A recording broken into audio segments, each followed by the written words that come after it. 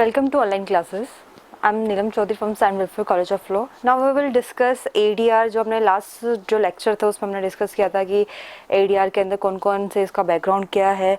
अगर हम बात कर रहे हैं ADR को अगर फुल फॉर्म में लें कि what is the ADR, the alternative dispute resolution, तो हमने उसमें बात करी थी कि आर्बिट्रेटर कौन होगा, कितने काइंड्स की हमने बात करी थी, इंटरिम मेजर की बात करी थी कि आर्बिट्रेशन एग्रीमेंट की बात करी थी.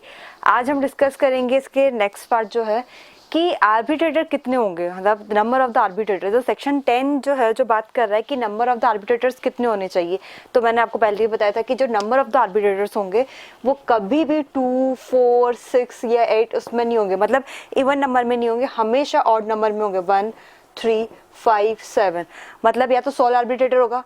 मान लीजिए ए और बी है, ये दोनों कोई ट्रेड कर रहे हैं या कोई कुछ भी अगर बिजनेस कर रहे हैं आपस में, और उन्होंने अपने क्लॉज में मेंशन कर दिया कि कोई भी अगर डिस्प्यूट अराइज हो जाता है हमारे बीच में तो हम कोर्ट ना जाके आर्बिट्रेटर के पास में जाएंगे. यहाँ पे दोनों ने मान लीजिए पर्टिकुलर किसी एक पर्सन को अपॉइंट किया है, तो ये क्या हुआ, ये सोल आर्बिट्रेटर हो जाएगा. ठीक है, यहीं पे मान लीजिए दोनों कोई अपना अलग अलग आर्बिट्रेटर को अपॉइंट कर रहे हैं. मान लीजिए सी और डी, हमने बात करी है कि जो आर्बिट्रेटर होगा वो कभी भी इवन नंबर में नहीं होगा, तो यहाँ पे ये दो क्या हुआ, ये इवन नंबर में होंगे. फिर ये दोनों मिलके एक आर्बिट्रेटर को अपॉइंट करेंगे, ये क्या हुआ, ये 3 आर्बिट्रेटर का प्रोसीजर हो गया. इस तरीके से ये number of the arbitrator consider होते हैं. मतलब हमेशा जो नंबर ऑफ द आर्बिट्रेटर्स होंगे वो हमेशा ऑड नंबर में होंगे, ना कि इवन नंबर के अंदर होंगे. यहाँ पे पार्टीज जो है वो फ्री होती है, एग्री टू फ्री, कि हम बोल सकते हैं कि वो अपनी चॉइस के अकॉर्डिंग आर्बिट्रेटर को चूज कर सकती है. ऐसा नहीं कि पर्टिकुलर अगर आप किसी को अगर ऑथोराइज कर रहे हो कि वही पर्सन होगा, तो नहीं, यहाँ पे जो पार्टीज है वो फ्री है आर्बिट्रेटर को चूज करने के अंदर. अब बात करते हैं अपॉइंटमेंट. तो ऑब्वियस सी बात है, जो सेक्शन 11 बात कर रहा है कि कौन अपॉइंट करेगा. मान लीजिए सी है, सी को कौन अपॉइंट कर रहा है, ये दोनों पार्टीज अपॉइंट कर रही है. ये अगर हम बात करें ई को कौन अपॉइंट करा, 2 आर्बिट्रेटर, दोनों आर्बिट्रेटर को किसे अपॉइंट करा, पार्टीज ने. तो अपॉइंटमेंट कौन करेगा, पार्टीज जहाँ एग्री करी है. इन केस अगर पार्टीज जो है वो आर्बिट्रेटर को अपॉइंट नहीं कर पा रही, या फिर हम बोल सकते हैं वो कैपेबल नहीं है, या तो वहाँ पे फिर कोर्ट का इंटरफेरेंस होता है. फिर वहाँ पे कोर्ट डिसाइड करती है, मतलब कोर्ट जो चीफ जस्टिस जो होंगे, chief justice of high court, वो क्या करेंगे, वो आर्बिट्रेटर को अपॉइंट करेंगे. ठीक है, अगर मान लीजिए आर्बिट्रेटर अपॉइंट कर दिया गया, प्रोसीडिंग चल रही है, अगर उस प्रोसीडिंग को आपको चैलेंज करना है, मतलब किस ग्राउंड पे आप चैलेंज कर सकते हो, तो ऑफकोर्स वो चैलेंज क्या होगा कि या तो इम्पार्शलिटी वाली बात हो गई है, या आपको लग रहा है ये क्वालिफाइड नहीं है एज आर्बिट्रेटर अपॉइंट करने के लिए, तो वहाँ पे आपको चैलेंज के जो ग्राउंड्स होंगे वो किसको, आपको कोर्ट को, ट्रिब्यूनल के सामने रखने होंगे. तो वो टाइम पीरियड क्या होगा, मतलब 15 डेज के अंदर क्या कर सकते हो, आप उसको चैलेंज कर सकते हो. अगर 15 डेज के अंदर अगर पार्टीज अगर खुद को प्रूव कर लेती है कि जो आर्बिट्रेटर जो अपॉइंट किया गया है या जो प्रोसीजर जो चल रहा है वो वेलफेयर उसमें नहीं है, बोनाफाइड उसमें नहीं है, तो वहाँ पे कोर्ट क्या करेगी, कोर्ट का डिस्क्रिशनरी पावर चला जाएगा, मतलब कोर्ट का इंटरफेरेंस आ जाएगा. तो वहाँ पे फिर कोर्ट डिसाइड करेगा उस मैटर को कि आर्बिट्रेटर अगर मतलब आर्बिट्रेटर हो गया तो वो अपॉइंट करेंगी खुद अपने उससे, या फिर कोर्ट डिसाइड करेगी.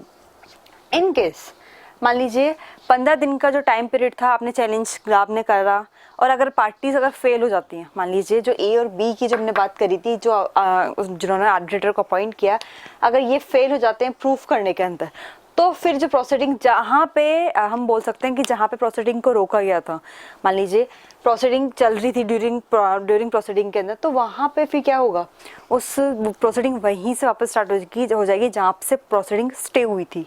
ठीक है, अब बात करें कि आर्बिट्रेटर आप उनको किस तरीके से टर्मिनेट कर सकते हो, टर्मिनेशन किस तरह से होगा. अगर वो इम्पीचमेंट वाली बात आ गई, या इंडिपेंडेंट नहीं है, सीधी सी बात, अगर इंडिपेंडेंट नहीं है, या फिर इम्पार्शलिटी नहीं कर रही है, फेयर जजमेंट नहीं दे रही, नेचुरल जस्टिस के अगेंस्ट में जा रही है, तो वहाँ पे क्या होगा, वहाँ पे पार्टीज के पास में ही पावर होती है कि वो उस आर्बिट्रेटर को क्या कर सकते हैं, टर्मिनेट कर सकते हैं, मतलब इसको हटा सकती है.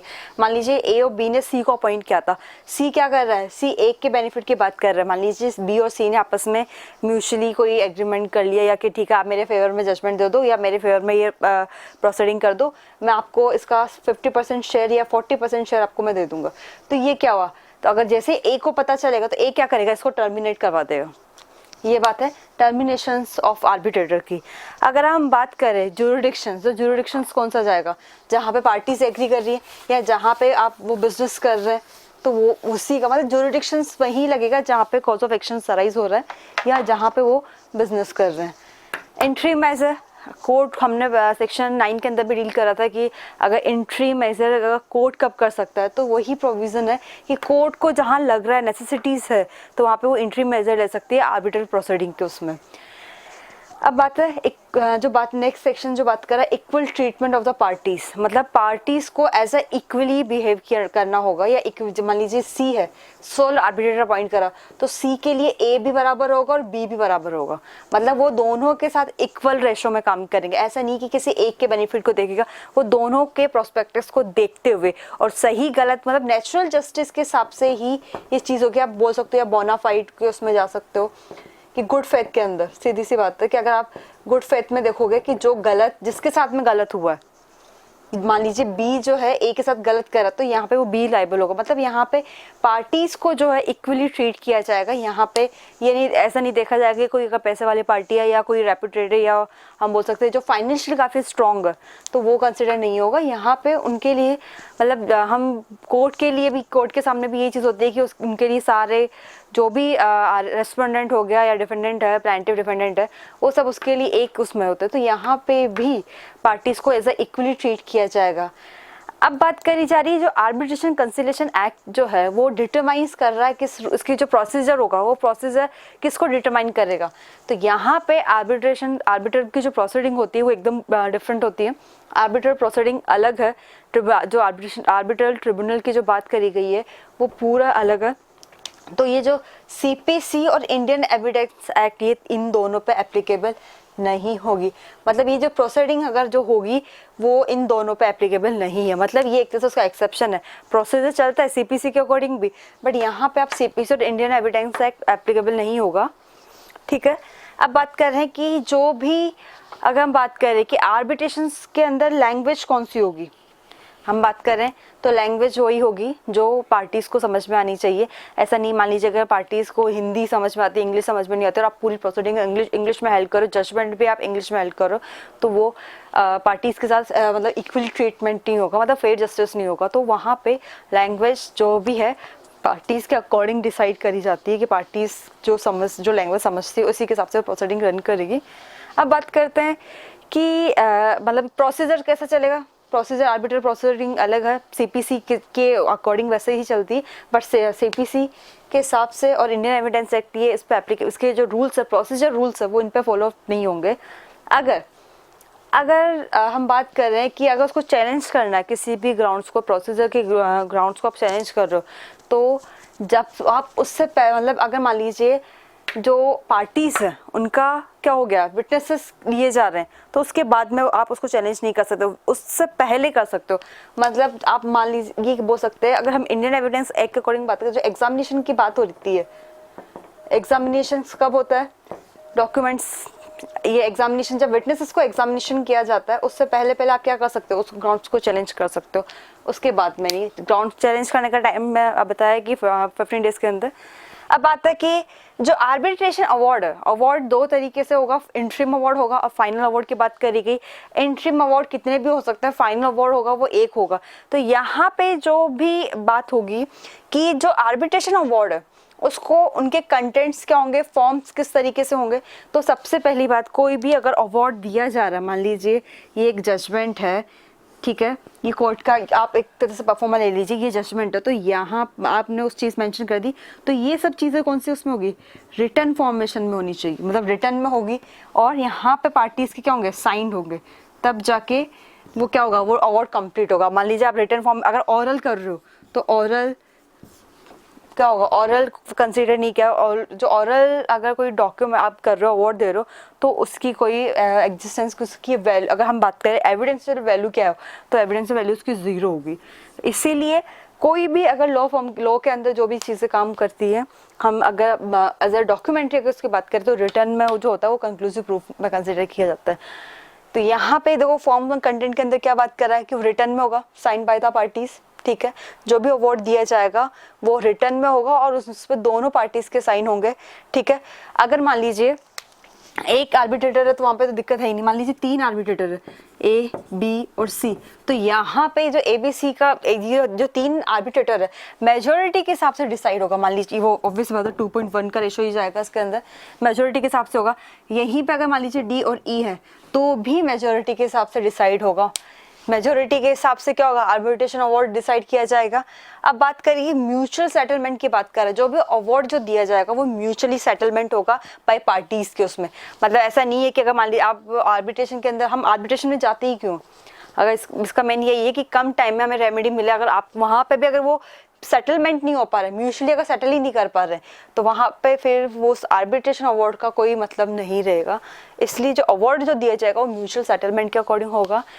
और जो भी अवार्ड जो दिया जाएगा वो डिलीवर होगा पार्टीज को, ठीक है, कि अवार्ड जो भी दिया जा रहा है पार्टीज को वो डिलीवर होना चाहिए।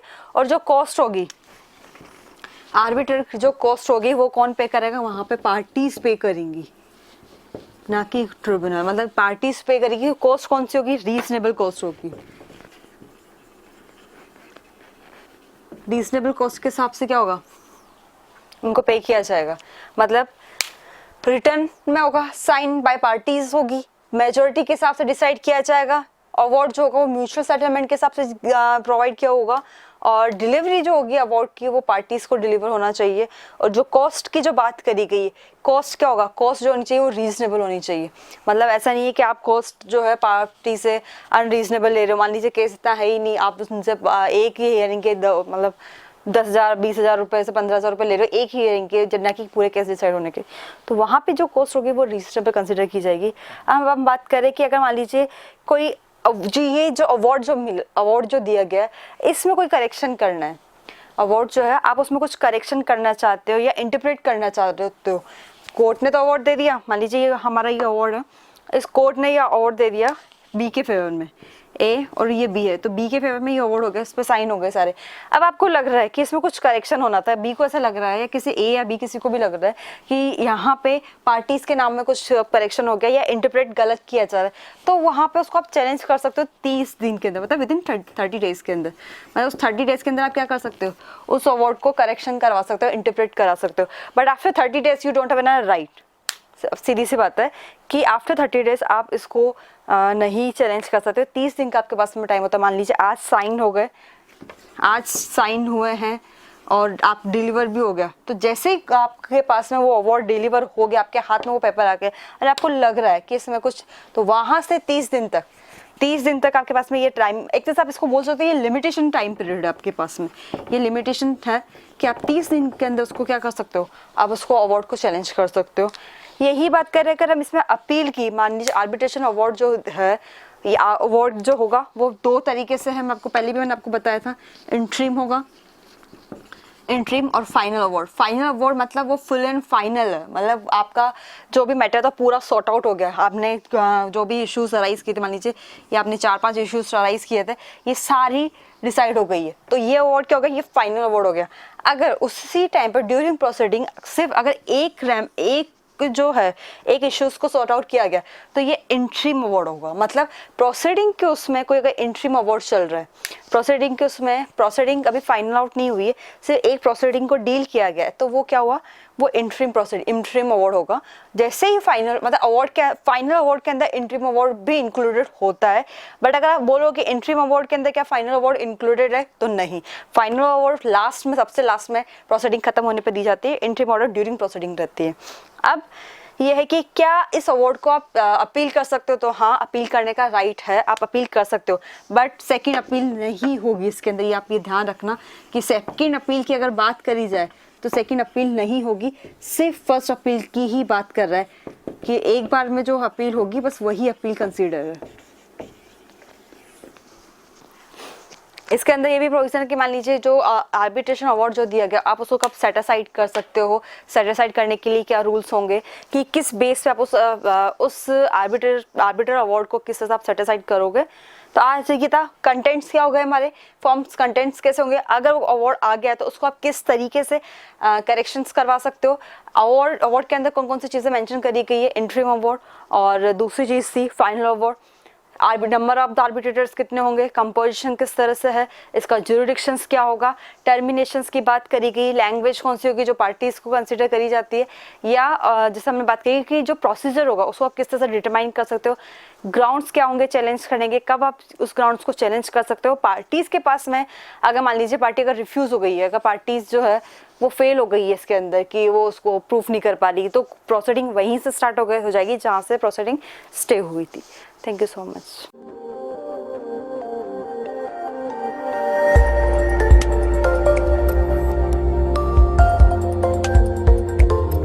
At St. Wilfrid College of Law, Sector 10, Meera Marg, Madhyam Marg, Jaipur, Rajasthan.